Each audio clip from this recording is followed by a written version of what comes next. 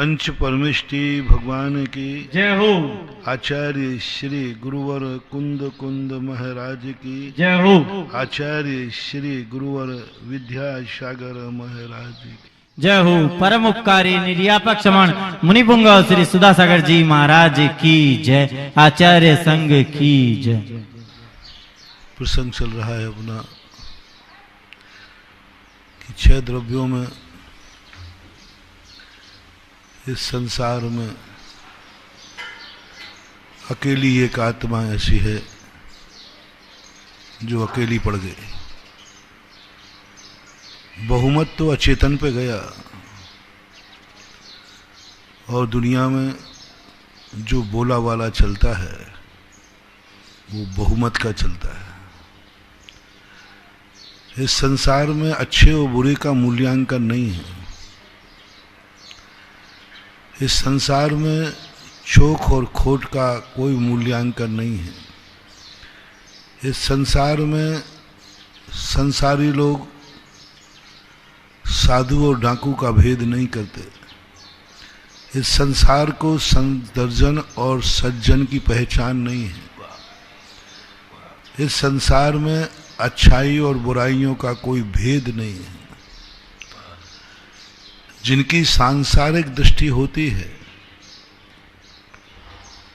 वह इस प्रकार का भेद करते नहीं। वो तो ये देखते हैं बहुमत किस पक्ष में है।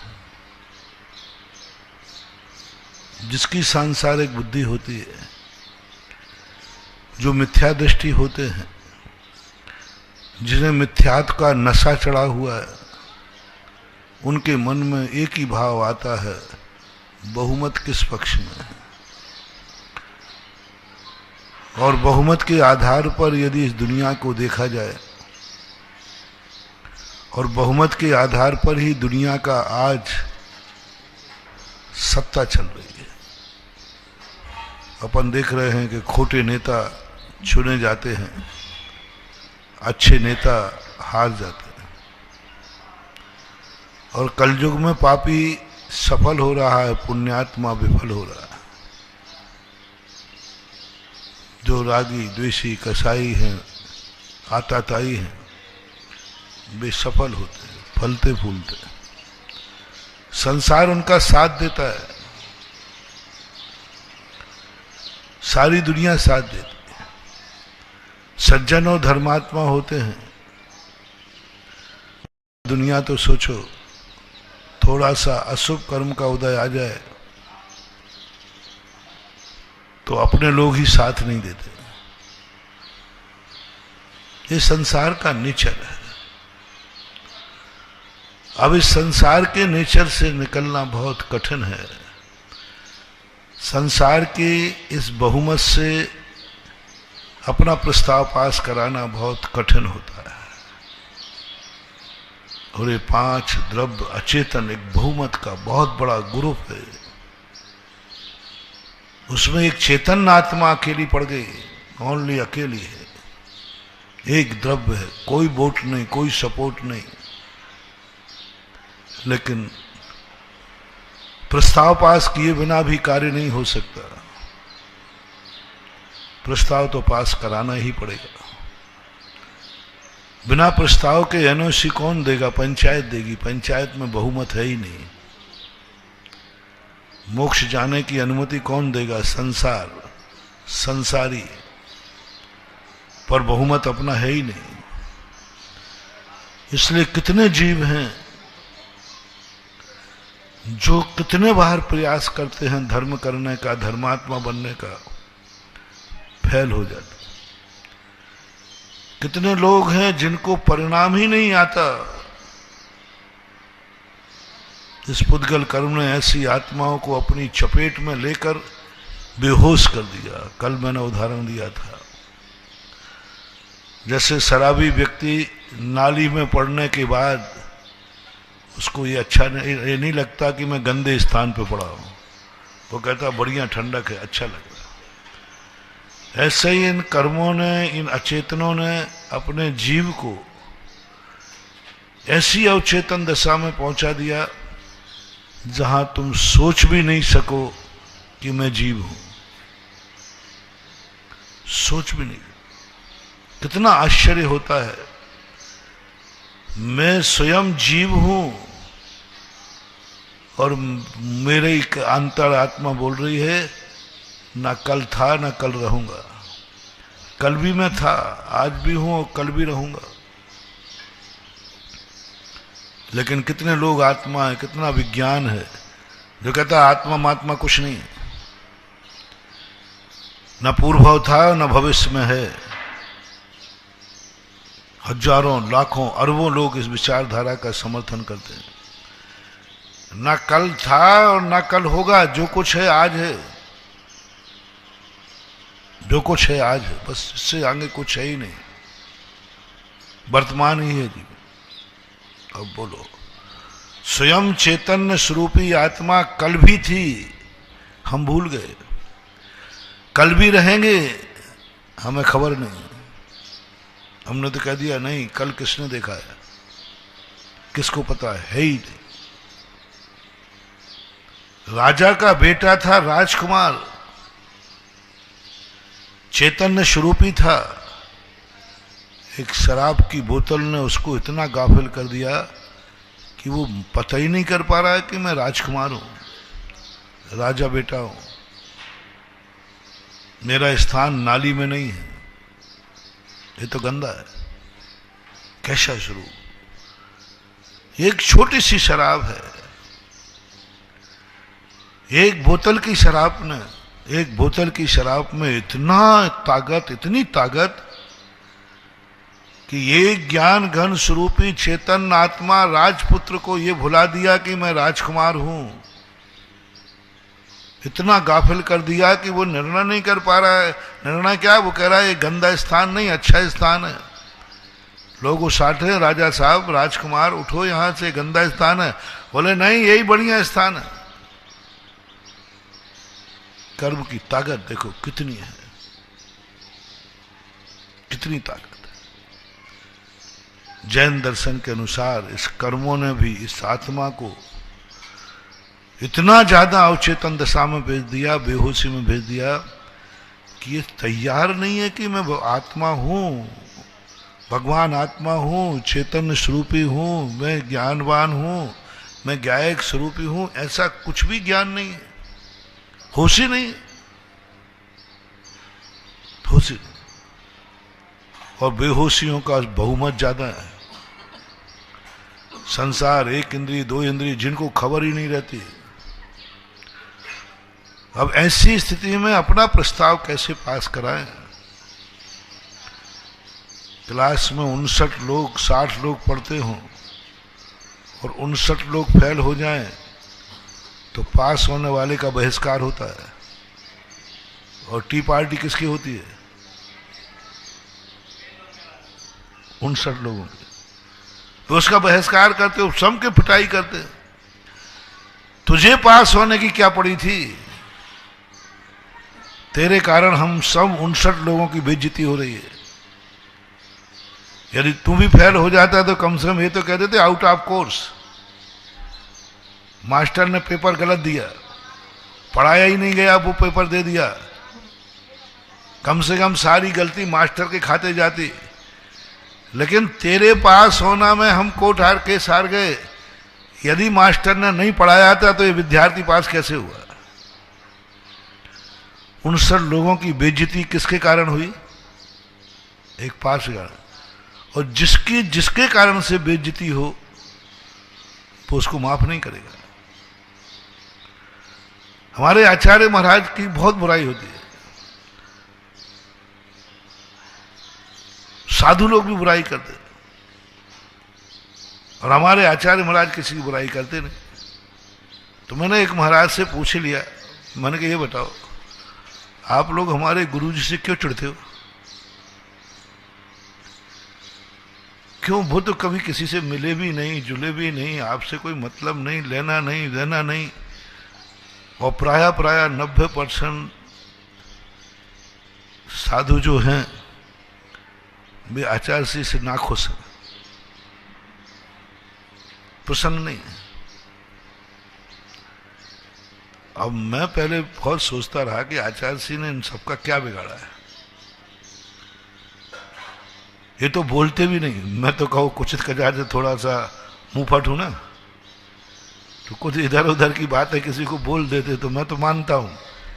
मेरे प्रवचन की बात किसी को चोट लग जाती है और वो कुछ बकने लग जाता है, तो मैं सोचता हूँ नहीं, मैं बोल सकता हूँ, मैं कठोर वचन बोल सकता हूँ, किसी को चुप सकता है। तो मैं फिर उसके समझ में, लेकिन मेरे आचार्य से तो बोलते ही नहीं। किसी के संबंध में आज तक मैंने आचार्य जी को कभी किसी की बुराई करते हुए नहीं देखा। अच्छे व्यक्ति का तो सोचो, वो तो बुरे व्यक्ति की भी बुराई नहीं करते।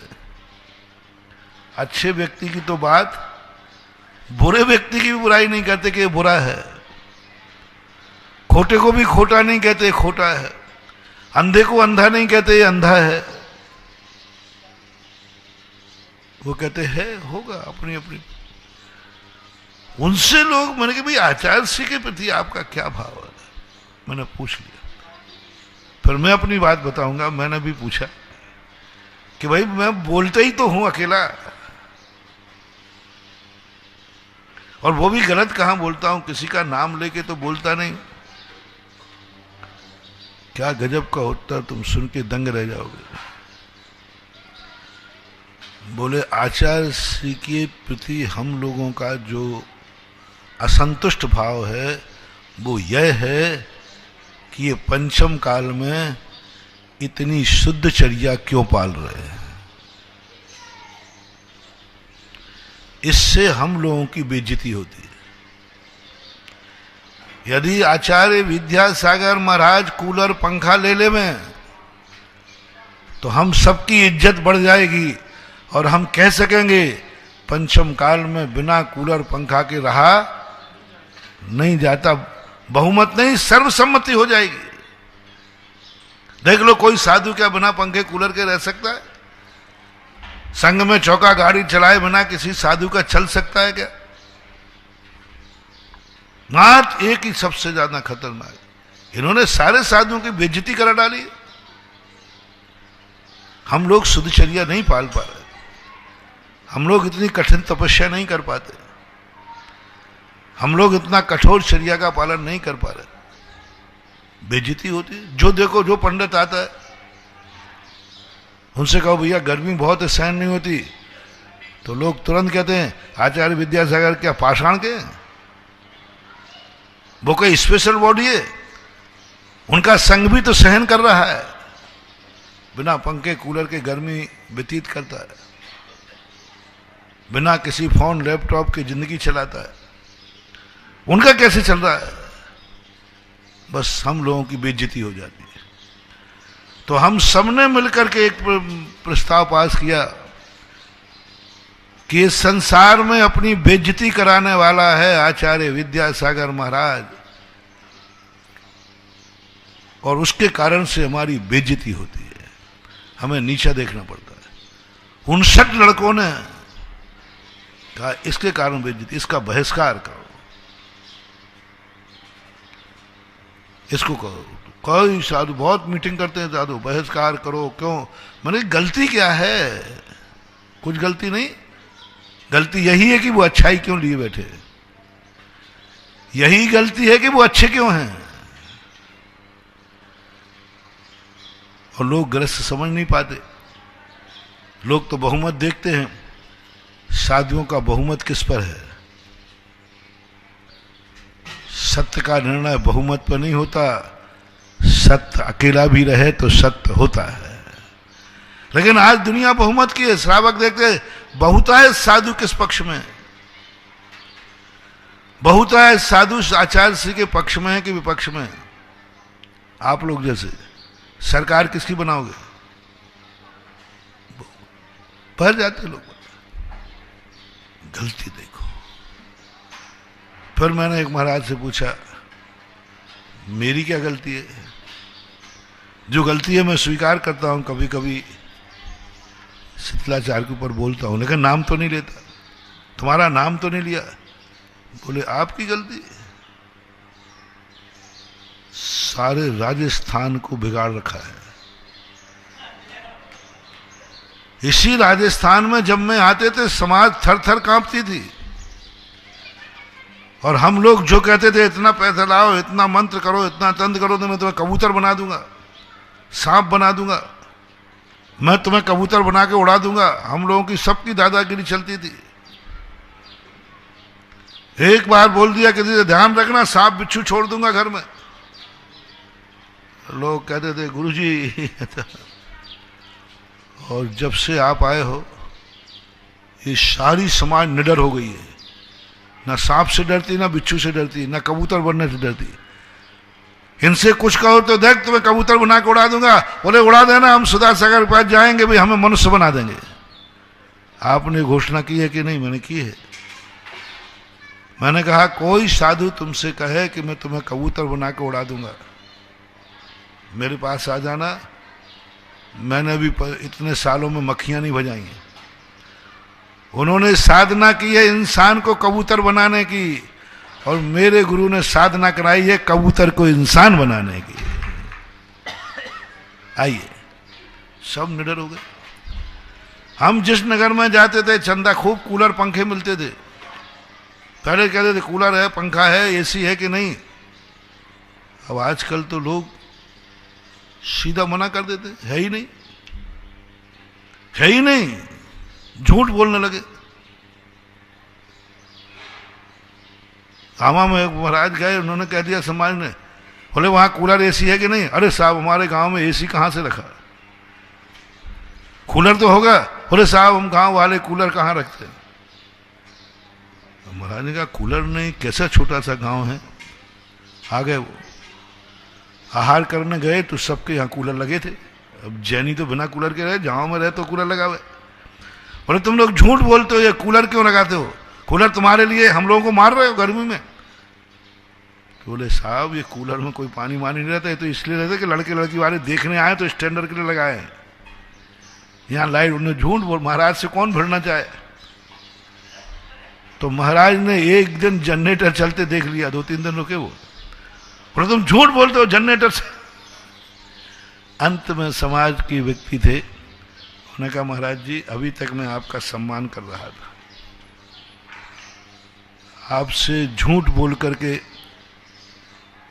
अब आपने सब कुछ देख ही लिया है कि हमारे घरों में एसी भी है, कूलर भी है, पंखा भी है, सब कुछ है। तो लीजिए महाराज, ये सब महाराजों के लिए नहीं है। बोले हम लोगों को गर्मी लगती है। तो उन्होंने कहा हमारे नगर में, हमारे गांव में विद्यासागर के चेले सुधा सागर आए थे, उन्होंने गर्मी व्यतीत की थी, और पंखा के बिना भी उन्होंने गर्मी में अपना समय निकाला था। जब एक व्यक्ति जिंदा रह सकता है तो आप क्यों नहीं। वो साधु मेरे से नाराज हो गए, उन्हीं की बात बता रहा हूं। बोले आपने ये अनर्थ किया है, सारी समाज को ऐसा कर दिया कि सब अकेले शुद्ध चर्या के बाद कोई दूसरी चर्या देखना नहीं चाहते। हमारी चंदा चिट्ठा नहीं होती, इसी में गंडा ताबीज बिकते थे। यही समाज में आज कोई गंडा ताबीज नहीं देता।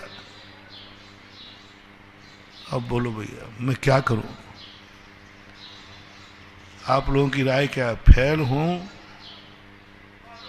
तो बहुमत मिल जाएगा, पास हूं तो अकेला रह जाऊंगा। दोनों में से आप सबकी राय क्या है भैया। बहिष्कार होगा, अकेला रह जाऊंगा, कोई साथ देने वाला नहीं है। आज दुनिया को सच्चे गुरु, सच्चे साथ, सच्चे भगवान की पहचान नहीं है। आज लोगों को पछता नहीं है सच्चा। मैं एक बार उदाहरण दिया था ना कि एक साहब के यहाँ दूध का खेती, दूध का व्यापार होता था, दूध बेचता था। उस प्रवचन में दिया कि जो दूध में पानी मिला के बेचते हैं वो बहुत पाप करते हैं, उनका खून पानी बनता है। उसने प्रवचन सुनकर के नियम ले लिया कि भाई आज से दूध में पानी नहीं मिलाऊंगा। और उस दिन वो निखालस दूध देने गया, सबने दूध लिया और जितनों ने दूध लिया सबको दस्त लगे, सबको दस्त लगे, सब घबरा गए कि ये दस्त कैसे लग रहा है। दूसरे दिन गया, सबने पकड़ लिया, बोले कल दूध में तूने क्या मिलाया, कल दूध में तूने क्या मिलाया, आज तक तेरे दूध से कभी दस्त कल लगे। बोले साहब मैं हर दिन तो मिलाता था, कल कुछ भी नहीं मिलाया। बोले दस्त बता रहे, हम लोगों को दस्त लग गए, कल से तेरा दूध बंद। वो घबरा गया, सोचा था बाबा जी की बात मानने से दूध और ज्यादा बिकेगा, यहां तो बाबा जी की बात से जो दूध बिकता था वो भी बंद हो गया। होता है कई बार, धर्म और धर्मात्माओं को कई बार बड़े संकट का सामना करना पड़ता है, धर्म और धर्मात्मा को बड़ी परेशानी का सामना करना पड़ता है। और धर्म और धर्मात्मा की स्थिति कई बार इतनी विकट हो जाती है कि वो उनके मन में भी खेद, दुनिया कहती है धर्मात्मा है और इतना परेशान, भगवान का भक्त है और इतना परेशान, गुरु की आज्ञा मान रहा है इतना परेशान। बहुत लोग लांछन लगाने लग जाते हैं, देखा ये धर्म तो कर रहा है। जो धर्म नहीं करते हैं वो अपने परिवार में कहते माँ से, तो मेरे से कहती मंदिर जा रहे, वो तो मंदिर जा रहा है प्रतिदिन, वो कैसे फेल हो गया, नहीं समझ पाते। वो भी क्यों करता मूड हो गया, क्या करूं, मैंने महाराज की बात मानी, आज दूध ही नहीं बिका। एक होटल वाला था, वो भी प्रवचन सुनने आया था, उसने समझ लिया कि ये सब कमाल बाबा जी की बात मानने का है। और उसने कहा हाँ भाई आप चिंता मत करो, आपको दूध बेचना क्या करना, बोले दूध बेचना, सारा दूध मैं ले लूंगा, सारा दूध मुझे दे देना, होटल वाला कहता है। और सब गांव वाले जो उसको पकड़े बैठे थे बोले भाई देखो एक दिन की बात है, शाम को सब लोग आकर के मेरे से दूध, किसी को दस्त लग जाए तो गारंटी मेरी है। उसने कहा ठीक भाई, होटल वाले को दूध दिया, होटल वाले ने दूध में पानी मिलाया और सांप को मार दिया, सबने पिया, बोले हाँ ये ठीक है, किसी को दस्त नहीं लगा। अब बताओ भैया ये दूध की कमी है कि तुम्हारे पेट की गड़बड़ी है? पेट की गड़बड़ी की जांच कराते नहीं, हम दूध शुद्ध को दोष देते हैं कि दूध गंदा है। अरे दूध तो शुद्ध है, हम नहीं सुधारते अपने आचरण को। शीतलाचारी या कमजोर आदमी जितना अच्छे बलवा, अच्छे लोगों के, शुद्ध लोगों से ईर्ष्या करता है,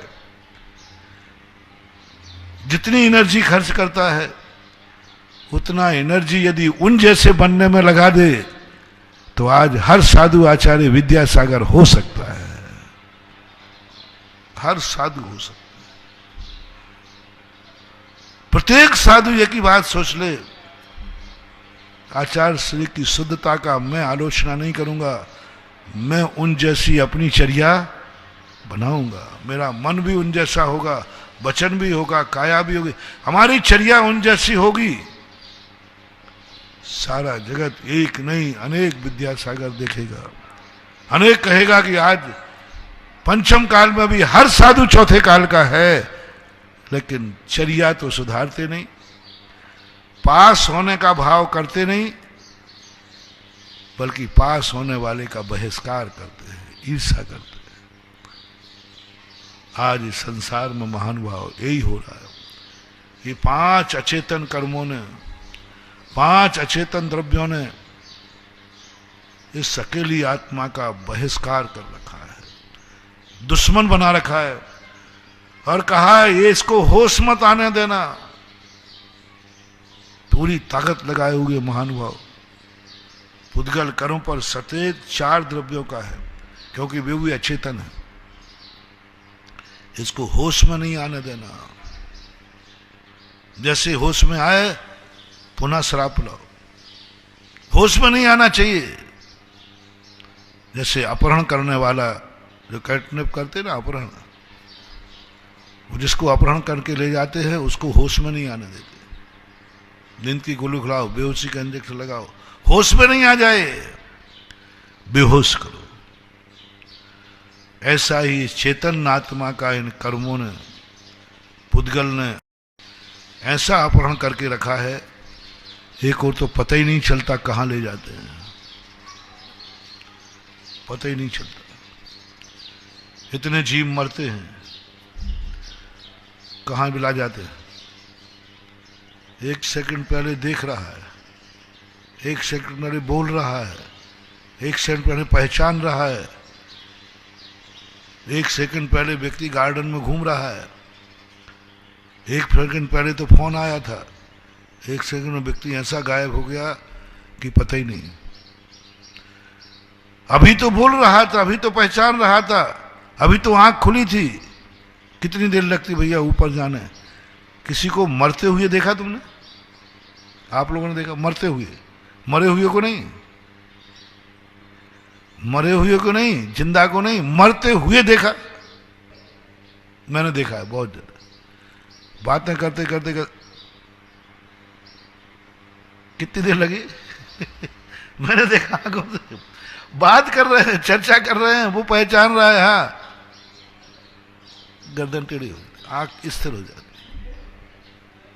थोड़ी देर पहले सब कुछ कर, एक बार आंख खुलती है, बंद।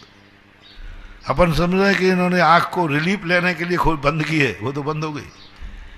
एक सेकंड पहले सब कुछ। और वो जीव गजब की है सृष्टि। कैसा इन डाकुओं ने, कहना कैसा इन आताताई शक्तियों ने, कैसा इन पापियों ने जाल बिछाया। डाकुओं के अड्डे तक पहुंचना, साधु के मंदिर तक पहुंचना कोई कठिन नहीं है, लेकिन साधु डाकुओं के अड्डे तक पहुंचना बहुत। भगवान का साधु का मंदिर में मिलता है, अड्डा तो डाकू पर होता है। दोनों में से इजी पहुंचना कहाँ है? मंदिर में पहुंचना इजी है जहां साधु रहते हैं। लेकिन डाकुओं ने तो ऐसे स्थान बना रखे हैं कि 2 मिनट में गायब कर लेता है पुलिस, सर्टेलाइज। अब देख लीजिए लादेन के लिए अमेरिका जो अपनी डींगे हाँकता था कि संसार में ऐसी कोई भी वस्तु नहीं है जो मेरे सर्टेलाइज से बाहर जा सके। कितने जमीन में, 1000 फीट जमीन के अंदर से भी मैं पता लगा सकता हूं कहां क्या है, सर्टेलाइज। लादेन ने ऐसी चुनौती दी। लादेन ने कहा तुम जिंदा और मरा मुझे बता दो मैं कहां हूं। कितने साल घूमता रहा? 2 साल 3 साल, 2-3 साल तक। वो तो उसके दूध वाले ने पकड़वा दिया, नहीं तो सर्टेलाइज सब फैलते। यानी विज्ञान, सारे संसार का विज्ञान एक तरफ था और लादेन का दिमाग एक तरफ था। सारा विज्ञान थक गया, सारे विश्व के वैज्ञानिकों ने चुनौती मानी, लेकिन सबसे ज्यादा माइंडेड आदमी यदि कोई था उस समय दुनिया में तो लादेन था। बहुत दिमाग, गजब का दिमाग। सैटेलाइट लगे रहे, अमेरिका की बिल्डिंग उड़ा दी, सबके सामने से निकल गया दुनिया में, कोई को पता नहीं चला कहां गए। बहुत बड़ी चुनौती थी। वहां ये अपन को शिक्षा लेना चाहिए, कभी कभी साधु से ज्यादा ताकत डाकू की होती है, पुण्यात्मा से ज्यादा ताकत पापी की होती है, विज्ञान से ज्यादा ताकत विनाश करने वाले की होती है। थोड़ी सी चूक हो जाए तो, थोड़ा सा हम उस पर विश्वास कर ले तो, आताताई शक्तियों पर विश्वास करें, क्योंकि आताताई बुरी शक्तियां भी तुम्हारे बहुत निकट आएंगे, अच्छे भेष में आएंगे। डाकू आते तो कोई बुरे भेष में नहीं आते, पुलिस के भेष में आते। सीता का अपहरण किया रावण ने, रावण भेष में नहीं किया, साधु भेष में किया। अच्छे भेष लेके आते, अच्छा वार्तालाप करेंगे, अच्छा संवाद करेंगे, हम विश्वास में आ जाते और वो मुझे ठग लेते हैं। जब भी तुम ठगे गए हो विश्वासी से ठगे गए। लादेन तो उनका पाला हुआ था, विश्वसनीय था, उसी ने घात कर। दिमाग देखो कितना बड़ा दिमाग। कोई कुछ नहीं कर पाया। ऐसा ही अपना चेतन आत्मा एक सेकंड में मरता है। एक कर्म उठा के उसे कहां ले जाते हैं। कर्म हमारे दुश्मन है, कर्म अपहरण करने वाले आतंकवादी हैं, उनकी बहुत निंदा की। जैसे अपहरण करने वाले आतंकवादी डाकू तुम्हारे व्यक्ति को उठा के कहां ले जाते हैं कोई खबर नहीं लगती, महीनों निकल जाते हैं। ऐसे ये कर्म अपने चेतन आत्मा को इस शरीर में से निकाल के कहां ले जाते हैं। कहां ले गए, कहां गायब हो गया वो व्यक्ति, कहां गायब हो गया, कहां कर लिया उन्होंने, नहीं पहुंच पाओगे, नहीं पता कर पाओगे। हजारों जीव अपने सामने थे, एक का भी पता नहीं है कहां गए, एक का भी पता नहीं था। कोई बताने वाला नहीं, कोई को पता ही नहीं है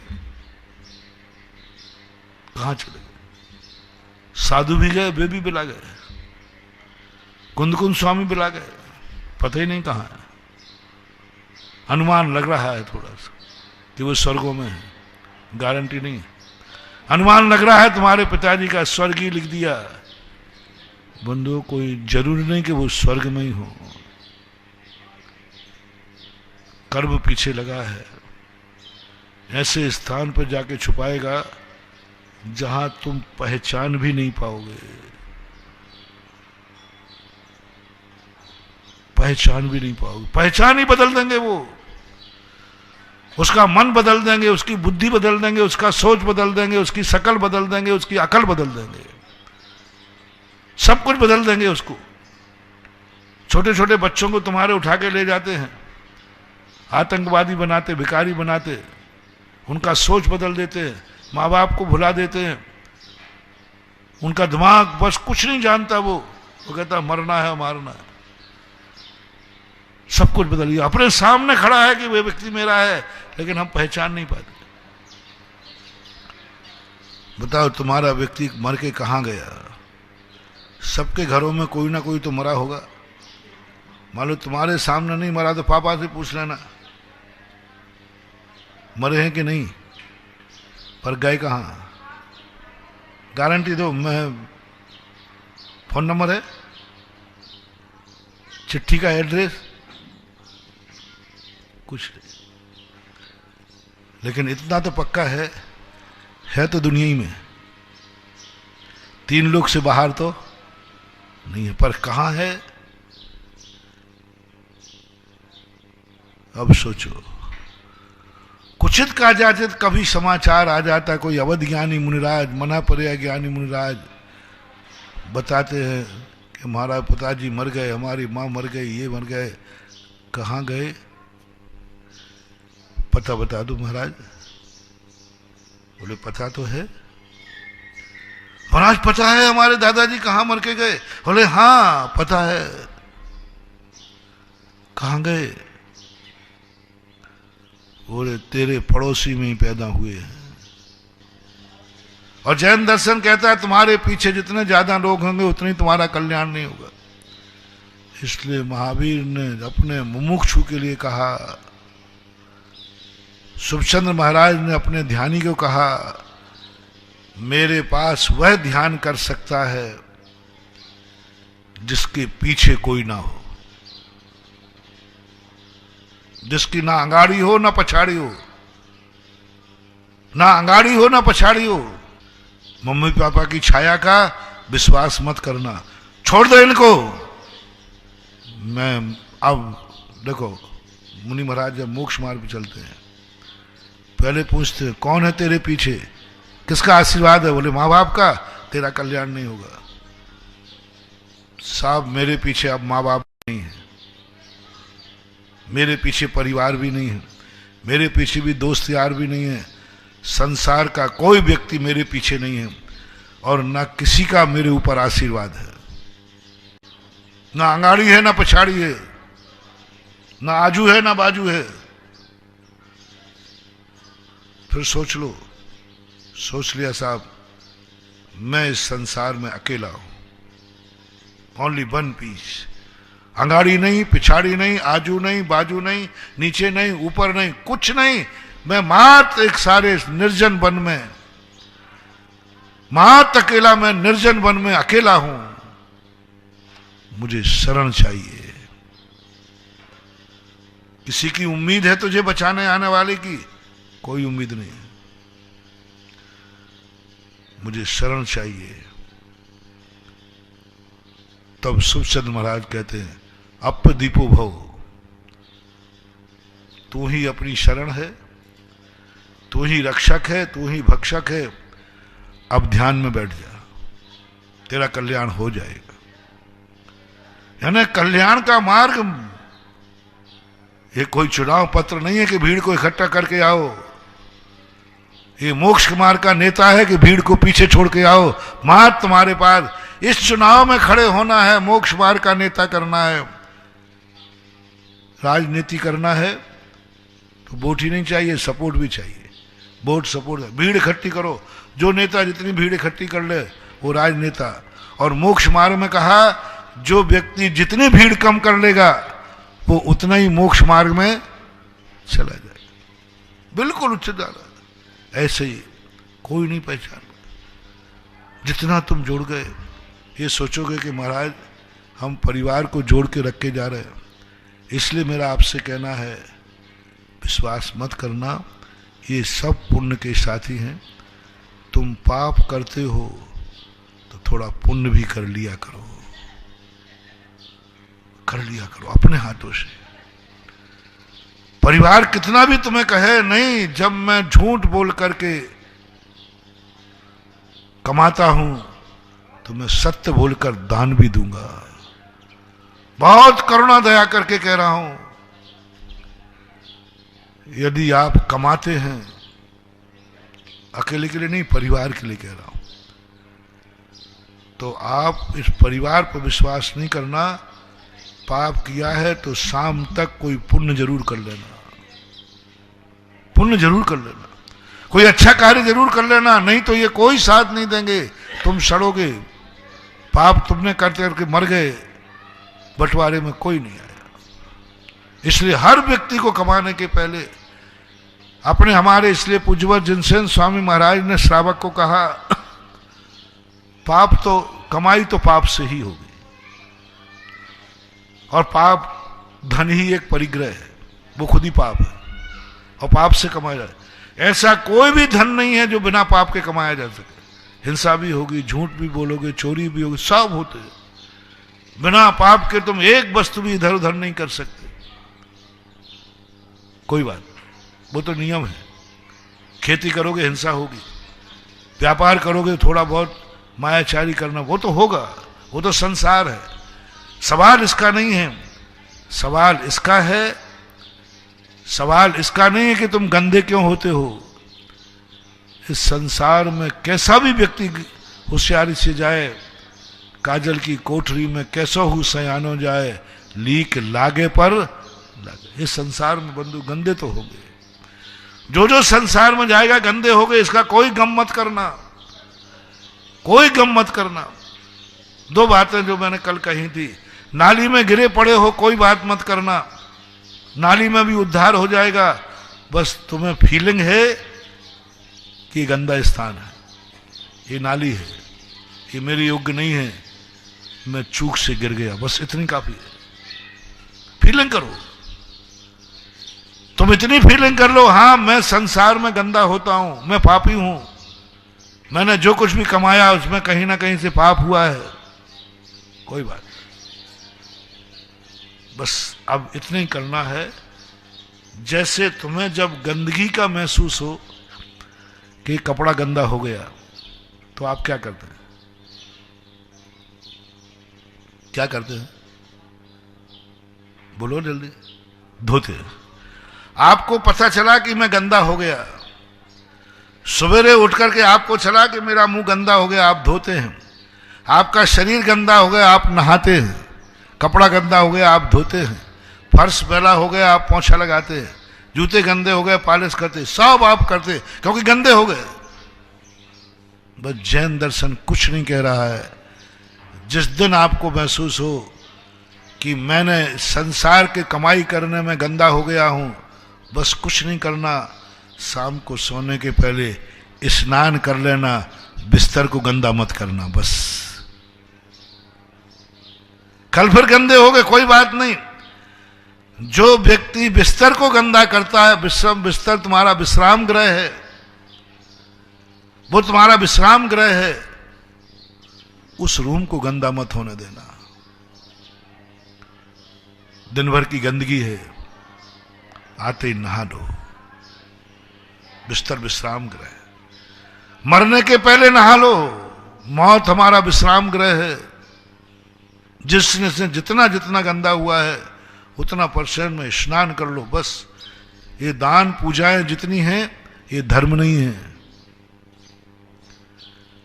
ये किए हुए पापों का स्नान है, ये धर्म नहीं है। धर्म होता तो हम मुनि महाराज भी करते। ये तो किए हुए पाप का स्नान करना है, क्योंकि मैं फ्रेश नहीं हूं, गंदा हो गया हूं। अब इस गंदगी को कैसे दूर करूं? नहाना पड़ेगा। इसलिए व्यवहार की जितनी क्रियाएं होती हैं ये सब तुम्हारा स्नान है। इसको धर्म की कोटि में मत लेना।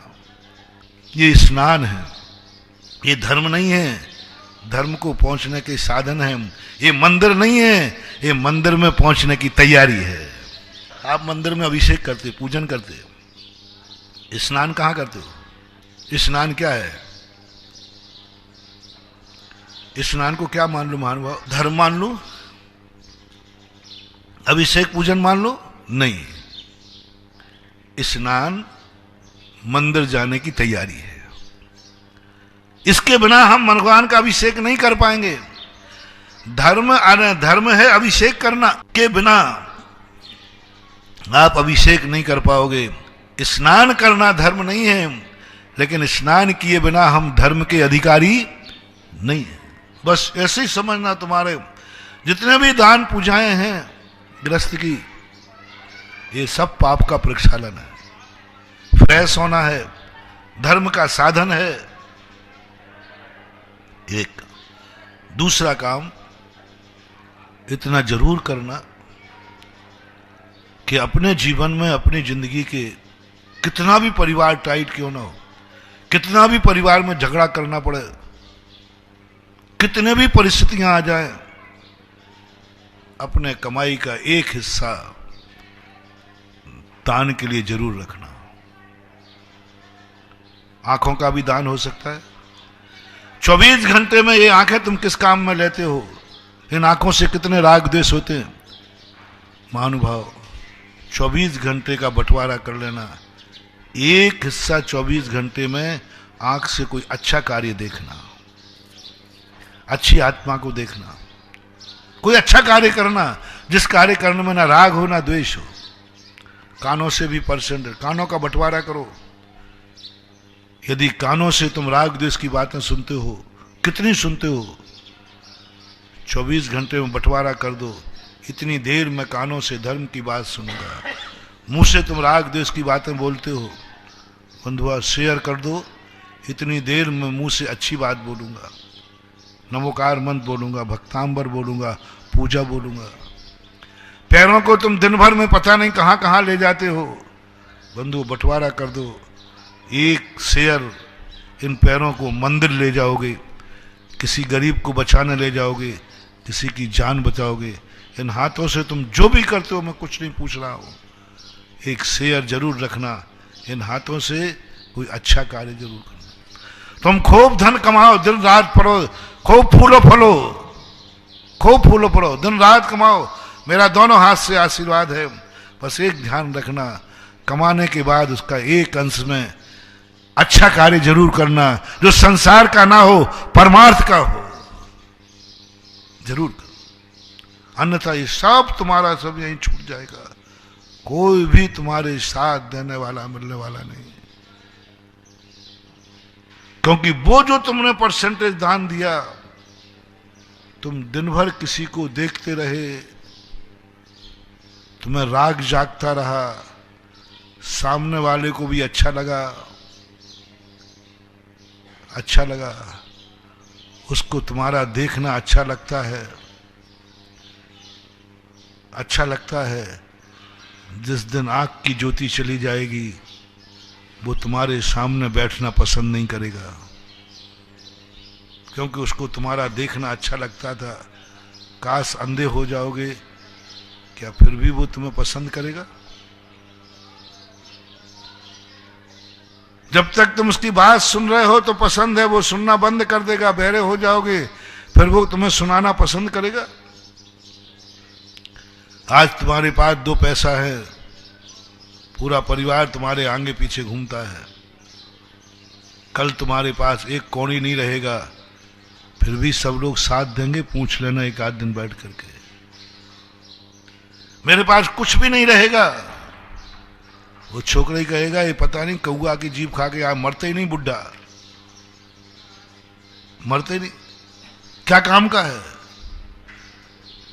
क्या काम का है? घर में खा बैठा रहता है, रोटी उसकी रखवाली और करो। आजकल के बच्चे लोग ज्यादा बूढ़े माँ बाप को पसंद नहीं करते। ये कहते कब उठे ये जावे निपटे। जिसको तुमने जन्म दिया वो तुम्हें उठाना चाह रहा है, जिसको उठाकर तुमने पालन किया वो तुम्हारे लिए मिटाना चाह रहा है। भार बन गए हो। इसलिए महानुभाव, पुण्य के साथ अपना एक ऐसा समझौता करो कि मैं तुम्हारे भरोसे नहीं है।